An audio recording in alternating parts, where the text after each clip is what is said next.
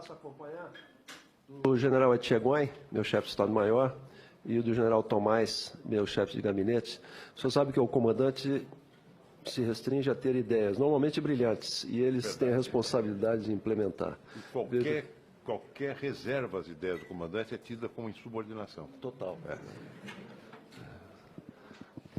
Podendo ser submetido à corte marcial, inclusive. Os amigos do Ministério Público Militar, senhoras, senhores, o Brasil é um país curioso, interessante, que em pleno século XXI nós não temos ainda completado o nosso processo de consolidação da nacionalidade. Temos um passivo que corresponde à tarefa geohistórica não realizada de ocupação de praticamente metade do nosso território, que isso corresponde exatamente à Amazônia. E a Amazônia, uma vez totalmente integrada à dinâmica da nação, do desenvolvimento brasileiro, uma simplificação, logicamente, mas ela já tem pelo menos 3 papéis importantíssimos a cumprir.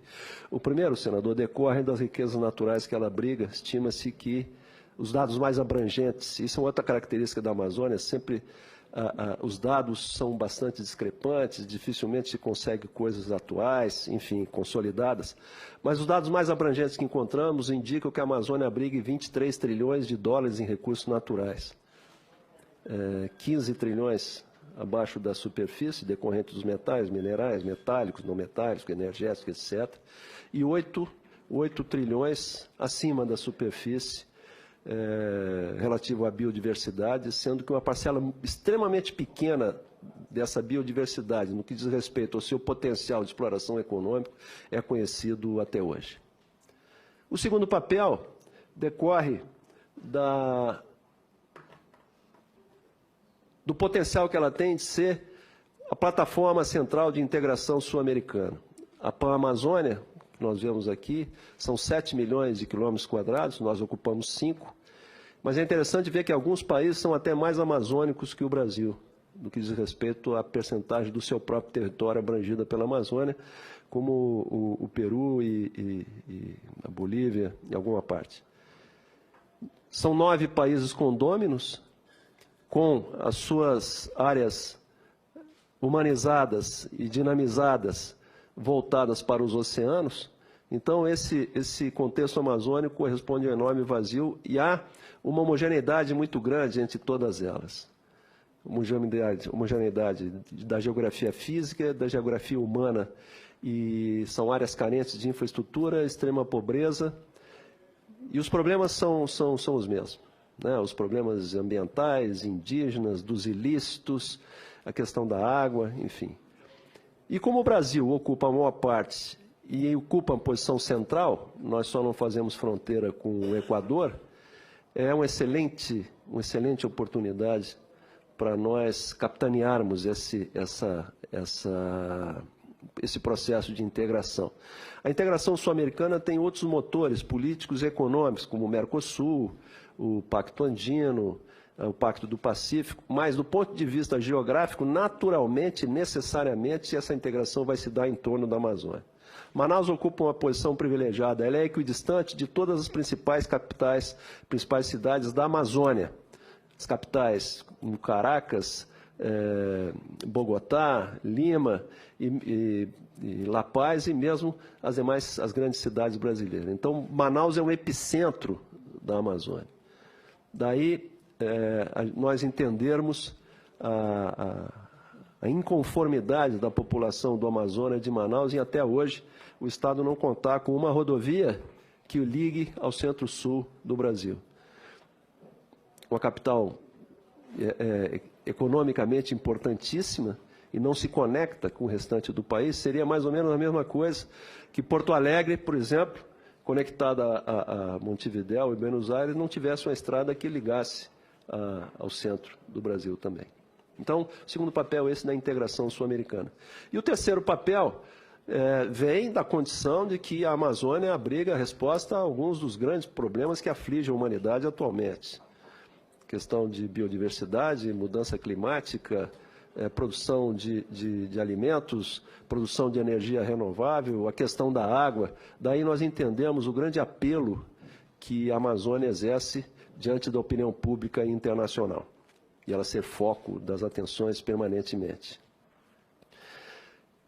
A Amazônia, ela está a exigir ela exige uma abordagem, senador.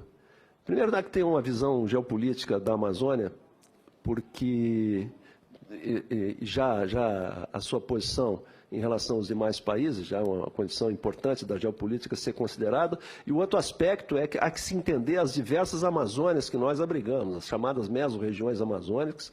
Se nós formos ver a realidade do Acre é totalmente diferente da realidade do Alto Rio Negro, a Cabeça do Cachorro, por exemplo. Então, cada Amazônia tem que ser abordada de acordo com a sua especificidade. E a Amazônia precisa ser abordada com um caráter estratégico. E esse caráter estratégico pressupõe duas condições. A primeira, visão de longo prazo. E a segunda, multidisciplinaridade. Não se pode abordar qualquer questão da Amazônia apenas com viés de defesa, ou viés econômico, ou viés ambiental. Não. Tudo necessariamente deve estar integrado. E para que tenha condições de mudar a realidade, tenha profundidade e duração capazes de mudar a realidade. Então, quando eu digo essa multidisciplinariedade, eu estou me referindo que ela tem que ter, primeiro, um viés social, humano. Há um poeta paraense que diz que a espécie mais ameaçada na Amazônia é o ser humano. E nessa concepção de desenvolvimento sustentável, o ser humano ficou esquecido.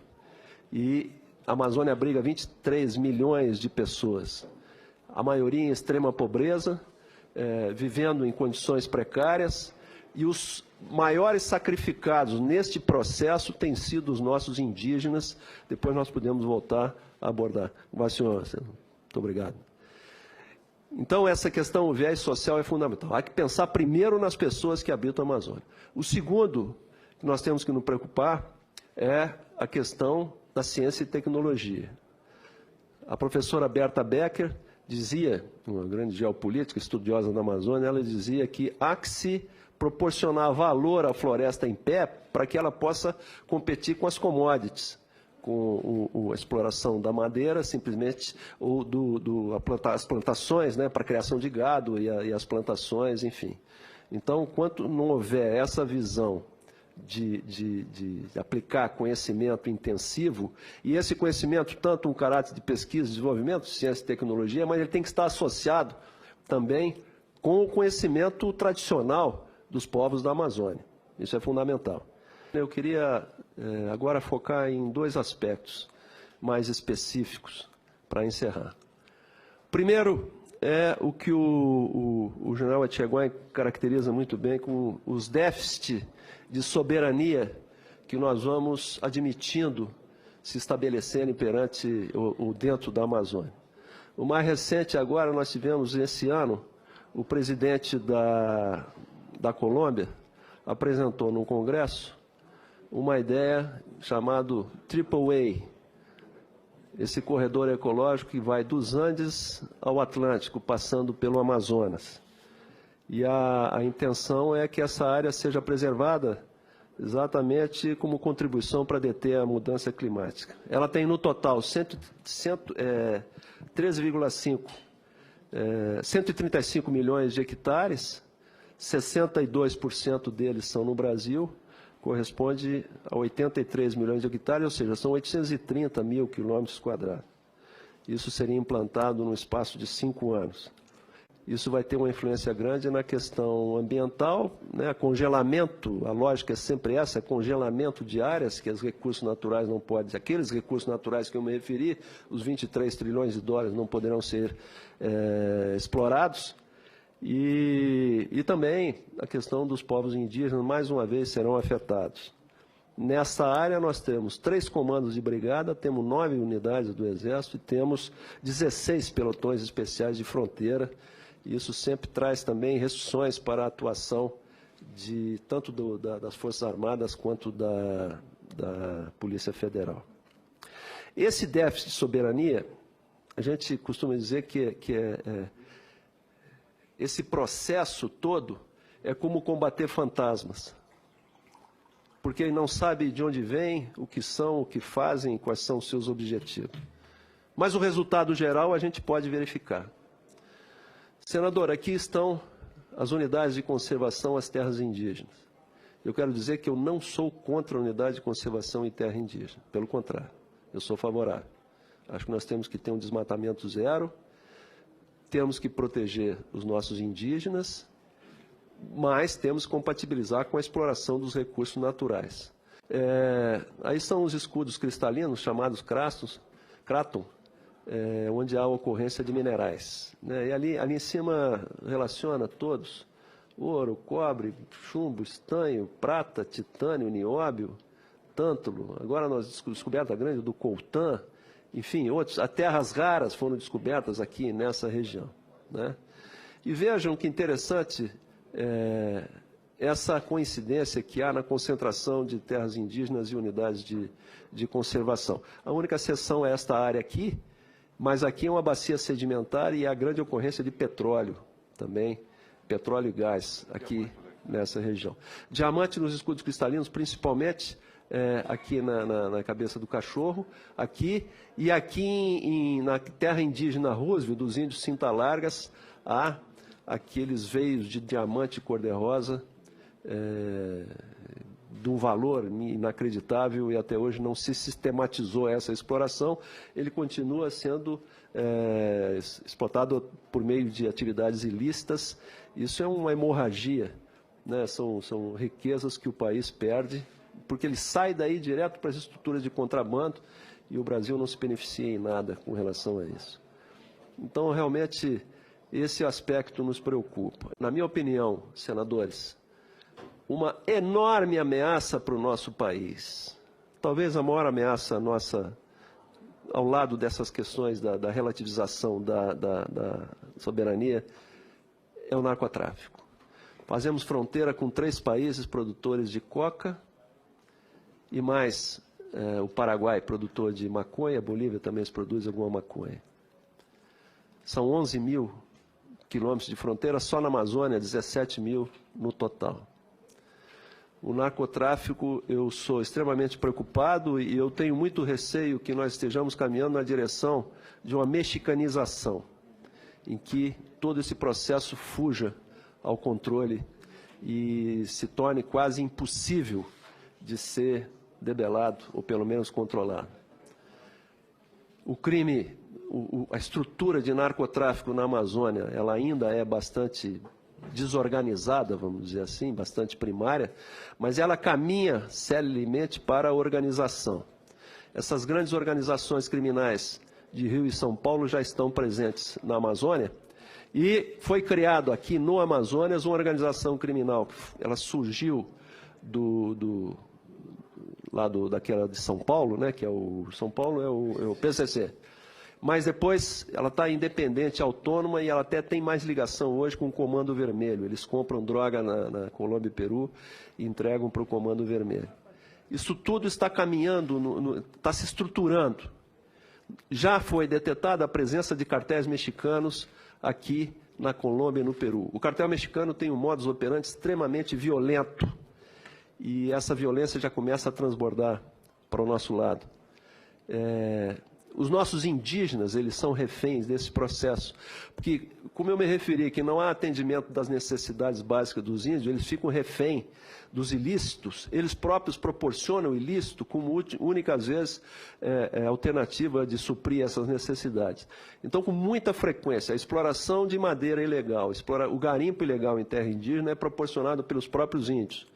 Assim como o narcotráfico na faixa de fronteira, por exemplo, aqui, essas tribos indígenas que tem ao longo do Vale do Javari, elas se esparramam pelos 2 lados da fronteira. No lado peruano, foi desenvolvido uma variedade de coca adaptada ao clima quente e úmido da Amazônia Baixa. E hoje já há plantio de coca, e muito intenso, ao longo do rio Javari, junto à nossa fronteira. Então, os índios ticunas, por exemplo, que vivem nessa região, eles chamam os parentes brasileiros que auxiliam na colheita. Quando os nossos índios brasileiros voltam, eles trazem pequenas quantidades, 1 quilo, 2 quilos, e aí é um comércio formiga, que os receptadores vão recebendo, vão juntando, e aí vão descendo, né, a calha do rio, e aí ou desce para o centro-sul do país, ou se encaminha para a Europa, às vezes para a América Central e Ásia. O Brasil não é produtor ainda de cocaína, e depois eu vou voltar a comentar esse ainda, mas é corredor de passagem e é o segundo maior consumidor de coca do mundo, atrás apenas dos Estados Unidos. E o problema do corredor de passagem é que hoje os corredores de passagem da coca estão se transformando em corredor de consumo, porque com o aperfeiçoamento das estruturas de combate às movimentações financeiras, eles estão se obrigando a remunerar quem faz o tráfico com cocaína e não mais com dinheiro. E essa mula, traficante, sei lá o que chama, ele se obriga a vender a coca, né, para se remunerar. Por isso eu disse que o corredor de passagem está se transformando também em corredor de consumo. Outra notícia preocupante, que nós já descobrimos e já erradicamos alguns plantios de coca dentro do nosso território. Pequenas áreas, mas já há alguma incidência, alguma tentativa. Esse tem sido a maior preocupação do Comando Militar da Amazônia, tem sido essa. E a Colômbia, que chegou a ser o maior produtor de coca, não era originalmente produtor de coca. Começou também num processo assim e acabou chegando onde chegou. A Polícia Federal estima que cerca de 80% da criminalidade urbana nos grandes centros esteja ligada ao narcotráfico, direto ou indireto ao narcotráfico. Quer dizer, a gente separa praticamente o Maria da Penha, o resto está ligado ao narcotráfico. E essa me parece, senador, uma metástase que está corroendo, não é, a nossa sociedade, a nossa juventude. Me preocupa porque há uma grande desarticulação no combate ao narcotráfico. Há uma desarticulação internacional, existem poucos tratados entre os países, normalmente entre as polícias federais, mas não há uma atuação conjunta, não há visão integrada de como abordar essa questão. Por exemplo, no Brasil nós temos o Exército, tem poder de polícia na faixa de fronteira para combate aos crimes transnacionais. No Peru, o Exército não trata dessas questões. Então, dificulta os entendimentos, né? Porque, em se tratando de narcotráfico, nós temos que nos ligar por meio do Ministério da Defesa com o Ministério da Justiça, e aí se liga o Ministério da Justiça do Peru para chegar à polícia peruana. Essa e outras questões da Amazônia, tanto a questão, inclusive a questão ambiental, a questão indígena, era necessário que se tivesse uma visão conjunta, uma visão abrangente. Um dado sobre o narcotráfico, por exemplo. Eu vi um dado da Polícia Federal que nós teríamos hoje já cerca de 2 milhões de viciados em crack. Se cada viciado em crack consumir 1 grama de cocaína por dia, são 2 toneladas de cocaína só para abastecer o consumo do crack. Então, eu falei da desarticulação internacional e, mais séria, eu acho a nossa desarticulação nacional. Não há um órgão que tenha uma visão sistêmica sobre isso, que oriente tudo que deve ser feito, os estudos, a questão de inteligência, identificar todos os processos, verificar as causas, as consequências, quais seriam os pontos ótimos, né, para nós atuarmos. É muito deficiente a atuação entre as forças, entre os órgãos que trabalham nessa área. Ele é esporádico, há um entendimento excelente entre todos, enfim, mas é esporádico nas operações Ágata e alguma operação pontual, mas não há uma atuação sistêmica, constante. E nós podemos dizer que os principais problemas que afetam a segurança pública dos grandes centros, eles passam pela nossa fronteira. Estamos buscando uma resposta para isso, senhores senadores. É chamado Sistema Integrado de Monitoramento de Fronteira. Como eu disse, são 17 mil quilômetros de fronteira e até hoje nós ainda fazemos o combate aos ilícitos e o Brasil e o Exército recebeu esse poder de polícia ao combate a crimes transnacionais, vai, senhor senador, na faixa de fronteira. Então, até hoje, nós nos baseamos no fator humano. São as nossas patrulhas, os nossos pelotões de fronteira, né, algum helicóptero, enfim. Mas realmente é absolutamente insuficiente para que se tenha uma atuação efetiva. Então, se concebeu esse Sistema Integrado de Monitoramento de Fronteira, que ele se constitui num sistema de sensores instalados ao longo da faixa de fronteira, radares, sensores, veículos não tripulados, e eles estão ligados As unidades operacionais. E aqui exige uma abordagem que nós chamamos de interagência, porque aqui temos que atuar junto com todos os órgãos que possuem responsabilidade, a Secretaria de Segurança Pública dos Estados, a Polícia Federal, Força Nacional de Segurança Pública e assim por diante. E se nós teremos capacidade de dar alerta em tempo real, necessitamos capacidade de dar a resposta em tempo real também. Interligando esses dois sistemas, temos um sistema de comando e controle bastante sofisticado. Nós iniciamos a instalação, né, em 2010, foram os primeiros trabalhos, desde da elaboração dos projetos, e a instalação era prevista para ocorrer em 12 anos. O problema é que agora, com os problemas orçamentários que nós temos tido, o que estaria pronto em 2022 provavelmente só estará pronto em 2035, o que não está nos preocupando. O sistema todo. Do ponto de vista orçamentário, ou vamos dizer, financeiro do CISFRON, ele nos traz dados interessantes. São 12 bilhões de reais. Realmente é um sistema extremamente complexo, com alto conteúdo tecnológico, cerca de 80% tem conteúdo nacional, de caráter nacional. Mas são 12 bilhões originalmente previstos para serem implantados em 10 anos. Isso aí, vamos colocar nesse tubo aqui, esses 12 bilhões, e o IPEA estima-se que o custo anual da violência, esse é um dado já um pouco desatualizado, mas foi o que nós encontramos, o custo anual da violência corresponde a cerca de 5% do PIB. Nosso PIB de 5 trilhões, isso corresponderia a 280 bilhões de reais. Se 22% apenas dessa violência for decorrente do narcotráfico, e sabe-se que é mais, nós teríamos aí 61 bilhões por ano que o Brasil perde. Uma outra fonte de perda também de divisas para o país vem principalmente da evasão fiscal e do contrabando. É da ordem de 30 bilhões por ano. E aí nós teríamos já cerca de 91 bilhões anuais. Então, essas eram as questões que eu queria apresentar da Amazônia, bem genérica, e eu enfatizei, então, as duas questões que me preocupam mais, que é o déficit de soberania e essa questão do narcotráfico, e a importância desse projeto que nós elaboramos como resposta para isso. Muito obrigado, mais uma vez. Obrigado pela presença dos senhores senadores aqui.